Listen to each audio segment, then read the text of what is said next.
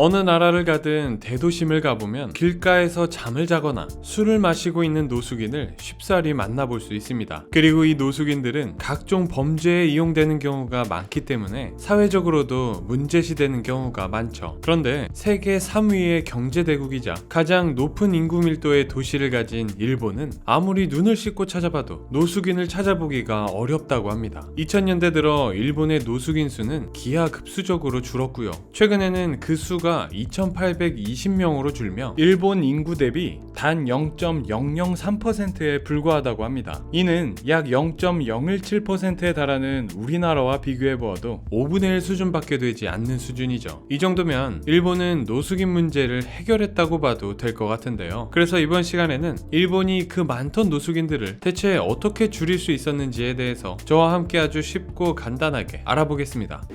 지금이야 일본에 노숙인이 없다고 하지만 사실 일본은 2000년대 초반까지만 하더라도 노숙인이 많아도 너무 많았습니다. 그 수가 지금의 무려 10배나 되는 25,000명에 달했거든요. 그리고 이렇게 일본의 노숙인이 많아지게 된 데에는 많은 분들이 아시는 일본의 경제버블 붕괴가 있었습니다. 초저금리 기조를 통해 경제를 부양하던 일본은 부동산 거품과 인플레이션을 잡기 위해 갑작스럽게 금리를 올렸거든요. 이러한 조치는 일본 경제에 큰 충격을 주었고 주식, 부동산 할 것 없이 전부 무너져 내렸습니다. 그리고 이렇게 일본 경제가 무너져 내리면서 영상의 그래프처럼 실업률 또한 빠르게 치솟게 되었죠. 그 결과 무너지는 경제와 함께 재산, 직업, 가족 모두를 잃은 사람들이 길거리로 나앉게 되면서 일본의 노숙인 수는 빠르게 증가하게 되었습니다. 이러한 버블 붕괴 이후 일본은 무려 약 30년의 기간 동안 경기 침체를 벗어나지 못하고 있고요. 이러한 모습을 일컬어 잃어버린 30년이라고 부르기도 합니다. 그런데 상식적으로 생각해보면 이렇게 경기 침체가 길어진 경우 노숙인들 또한 많아지는 게 정상입니다. 하지만 일본의 경우에는 정말 신기하게도 오히려 노숙인들의 비율은 빠르게 줄어들고 있는데요. 알고 보니 여기에는 그럴 수밖에 없는 여러 가지 이유가 있었습니다. 일단 그 시작은 1990년대 후반부터 진행된 일본 정부 차원의 노력입니다. 노숙인 문제가 점점 사회적으로 이슈가 되자 일본 정부가 팔을 걷고 나서기 시작했습니다. 그렇게 2002년 일본 정부는 노숙인을 위한 법안을 하나 통과시키는데 그 법이 바로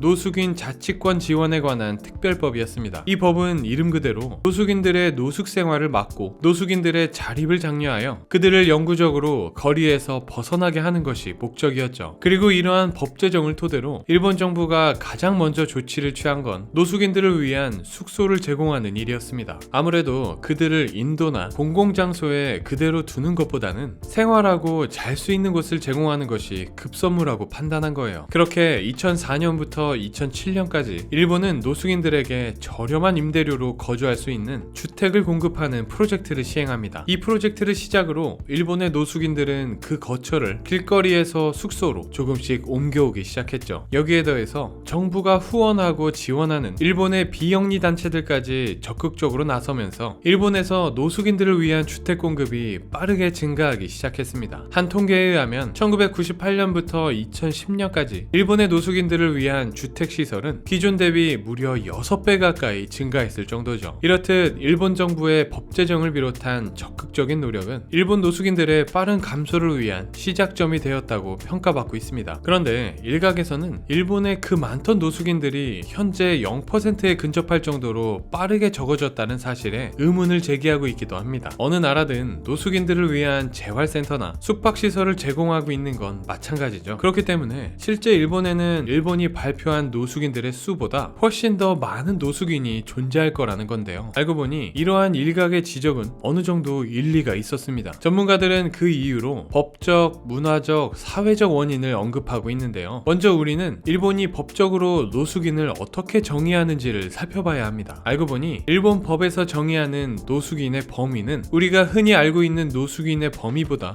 훨씬 좁았습니다. 일본의 법률에 따르면 노숙인은 일상생활을 하기 위해 도시공원, 강둑, 도로, 기차역을 체류 장소로 활용하는 사람들로 정의됩니다. 이러한 정의만 보면 그냥 노숙인을 잘 설명하고 있는 것 같은데 라고 느끼실 수 있어요. 하지만 우리나라의 노숙인에 대한 정의와 비교해보면 일본의 이 범위가 얼마나 좁은지 알 수 있는데요. 우리나라는 노숙인을 상당한 기간 동안 일정한 주거 없이 생활하는 사람, 노숙인 복지시설에서 생활하는 사람, 주거로서의 적절성이 현저히 낮은 곳에서 생활하는 사람을 말합니다. 어떠신가요? 이렇게 두 나라에서 정의하는 노숙인을 비교해보니 그 차이가 확연하게 느껴지시죠? 한마디로 일본은 실제로 거리에 살고 있는 사람들만을 노숙인으로 정의하고 있고, 노숙인 보호소나 기타 숙박시설에 있는 사람들은 노숙인에 포함시키지 않고 있다는 거예요. 이러한 노숙인에 대한 법적 정의 차이만으로도 실제로 일본에서 통계에 잡히지 않는 노숙인들이 엄청날 것 같은데요. 게다가 일본은 공공장소에서 노숙인들에 대한 퇴거 조치가 빈번하게 일어나는 나라입니다. 노숙인들을 공원에서 내쫓기도 하고요. 그들이 머물 수 없도록 건축물을 세우는 등 노숙인들이 길거리에 머물지 않도록 제재하는 모습을 어렵지 않게 볼 수 있죠. 그러다 보니 정부가 노숙인으로 간주하는 사람들의 수는 매우 적을 수밖에 없습니다. 아니, 그렇다면 이렇게 길거리나 공원에서 쫓겨난 노숙인들은 대체 어디에서 머물고 있는 걸까요? 그 답은 최근 일본에서 가장 떠오르는 업종 중 하나인 24시간 인터넷 카페에 있습니다. 인터넷 카페는 그 이름처럼 일정 비용을 내고 조그마한 방 안에서 인터넷을 할 수도 있지만 그곳에서 잠을 잘 수도 있습니다. 그러다 보니 이러한 점을 활용해서 집세를 내기 힘든 저임금 노동자나 집이 없는 노숙인들이 아예 인터넷 카페에서 생활하기 시작한 거예요. 일본에서는 이렇게 인터넷 카페에서 생활하는 사람들을 일컬어 인터넷 카페 난민이라고 부르기까지 했죠. 이렇게 인터넷 카페를 숙소처럼 이용하는 사람들이 늘자 인터넷 카페 점주들은 이제 식사, 음료에 더해서 샤워 시설까지 제공하며 사실상 숙박업과 유사한 서비스를 제공하는 상황입니다. 인터넷 카페 난민들의 수는 기하급수적으로 늘어갔는데요. 언론 발표에 의하면 2020년 이후 오직 도쿄에서만 최소 15,000명이 인터넷 카페에서 생활하고 있다고 해요. 이것만 해도 일본에서 공식적으로 발표한 노숙인들의 수보다 5배나 많은 수치죠. 만약 이들까지 전부 노숙인 통계에 잡히게 된다면 일본의 노숙인 통계는 분명 지금과는 많이 다를 겁니다. 그런데 여기서 조금 의아한 부분이 있어요. 노숙인들은 분명 재정적 여건이 어려울 텐데 왜 굳이 있는 돈 탈탈 털어가면서까지 비용을 지불하며 인터넷 카페에서 머물 수밖에 없는가 라는 건데요. 여기에는 일본 특유의 문화적인 이유가 존재했습니다. 알고 보니 일본인들은 노숙인들에 대한 동정심이 전혀 없었어요. 길에서 생활하는 노숙인들을 보면 안타까워하기보다는 매우 비판적인 시선으로 바라보고요. 심지어 노숙인들을 쳐다보는 것조차 꺼리며 그들을 창피하게 여기는 분위기가 지배적이라고 합니다. 그 이유가 일본에는 자립과 근면을 중시하는 문화가 존재하기 때문입니다. 그러다 보니 일본인들 입장에서 보았을 때 노숙인들은 그저 게으르고 자립성이 떨어지며 아름다운 일본의 도시를 위협하는 존재인 거예요. 그리고 이렇게 느끼고 있는 건 비단 노숙인들을 바라보는 시민들뿐만이 아니었어요. 그렇게 느끼는 건 노숙인들 입장에서도 마찬가지였는데요. 실제로 일본의 노숙인들 대부분은 자신이 노숙인이 되었다는 그 사실에 대해 매우 큰 수치심을 느낀다고 해요. 그래서 노숙인이 되면 그 창피함을 감추기 위해 친구나 가족들과의 연락을 피하거나 아예 단절해버린다고 합니다. 심지어 노숙인들은 다른 사람들에게 자신이 노숙인이라는 사실을 알리지 않기 위해 지나가는 행인들에게 구걸도 하지 않고요. 누군가 도움을 주려고 하면 오히려 기분 나쁘다는 제스처를 하기도 합니다. 게다가 밤새 길거리에서 잠을 자다가도 사람들이 많이 지나가는 출퇴근 시간이 되면 노숙인들은 사람들의 눈을 피해 외진 곳으로 숨는다고 해요. 그만큼 이들은 자신이 노숙인이라는 사실을 알리지 않기 위해 많은 노력을 기울이고 있다는 건데요. 이것만 봐도 우리가 흔히 아는 노숙인들과는 사뭇 다른 모습이죠. 결과적으로 일본 사회에 깊숙이 내재되어 있는 노숙인에 대한 부정적인 문화는 일본 노숙인들에 대한 정확한 조사를 어렵게 만들고 있습니다. 그런데 아무리 이렇게 문화적인 요인이 존재하더라도 강력한 외부 요인들이 있다면 노숙인들은 통제 불가능한 수준으로 늘어날 수 있습니다. 가장 대표적인 예가 바로 약이죠. 우리는 미국의 사례를 통해 이를 잘 알 수가 있는데요. 미국의 한 통계에 의하면 12세 이상의 미국인 중 무려 절반 이상이 불법 약에 대한 경험이 있다고 합니다. 그만큼 약은 현재 미국 사회에 깊숙이 침투해 있어요. 그러다 보니 이 약을 벗어나지 못해 직업을 잃고 재산을 잃고 주거지를 상실하면서 노숙인이 되는 경우가 비일비재하다고 합니다. 게다가 노숙인이 되어서도 약을 벗어날 수가 없는 게 노숙인이 되어 겪는 스트레스나 외로움, 불안 등을 약을 통해 다스리려고 하기 때문입니다. 결국 이는 미국의 노숙인들을 회복 불가능한 불가능의 상태로 만들었고요. 미국은 현재 약과 노숙인 문제로 인해 골머리를 앓고 있죠. 하지만 일본은 다릅니다. 일본은 일단 약에 관하여 무관용의 원칙을 가지고 있습니다. 일본은 단 한 번이라도 약을 소지한 것이 걸리기라도 하면 범죄 기록에 영구적으로 기록해 놓는다고 합니다. 그리고 이들이 나중에 집을 구하거나 혹은 직업을 구할 때도 이 기록이 발목을 잡아서 정상적인 사회생활이 거의 불가능하다고 해요. 이러한 일본의 강력한 정책은 일본의 약 경험 수치를 통해서도 잘 드러나고 있는데요. 한 연구에 따르면 일본 인구의 단 1.6%만이 알코올 이외의 약을 시도한 적이 있다고 할 정도죠. 미국이 50%가 넘었던 것과 비교해보면 일본이 약에 대해서 얼마나 철저하게 관리했는지 잘 알 수가 있습니다. 전문가들은 이러한 약에 대한 일본의 엄격한 정책과 관리가 노숙인들의 증가를 막았다고 입을 모으고 있습니다. 최근에는 일본 정부의 더 유연해진 지원 정책 또한 노숙인 감소에 크게 기여하고 있는 모습입니다. 일본에는 원래 자산이 없이 궁핍하고 의지할 가족이 없는 사람들을 지원하는 공공 지원 프로그램이 존재합니다. 일정 조건만 충족한다면 도쿄의 경우 1인당 주거비 명목으로 한 달에 약 50만원, 생활비 명목으로도 약 70만원 정도는 받을 수 있죠. 일본의 노숙인들이 신청한다면 딱 좋은 프로그램인 것 같은데요. 하지만 이 지원 정책이 그동안 사실상 유명무실했던 이유가 이 지원금을 받기 위해서는 신청자의 가족이 그들을 부양할 수 없다는 것을 증명해야 했기 때문입니다. 공무원들은 신청자의 가족에게 연락해서 신청자를 지원할 수 있는지 여부를 확인해야만 했죠. 그러다 보니 안 그래도 창피해서 가족들에게 알리고 싶지 않고 이미 가족들과의 관계가 멀어져 있는 신청자들 입장에서는 편하게 프로그램을 신청했을 리가 만무했습니다. 하지만 이러한 제도의 비효율적인 면을 파악한 일본 정부가 노숙인들을 비롯하여 힘든 국민들에 대한 지원을 늘리기 위해 수년 전 이러한 조건을 폐지해버렸습니다. 이제 그들은 자신의 가족들에게 지원 여부를 확인받지 않아도 지원 프로그램을 신청할 수 있게 되었죠. 이렇듯 자격을 충족한 노숙인들은 더 이상 길거리에서 생활하지 않아도 될 만큼 최소한의 생계를 보장받을 수 있게 되었고요. 이는 일본의 노숙인 수 감소로 이어질 수 있었습니다.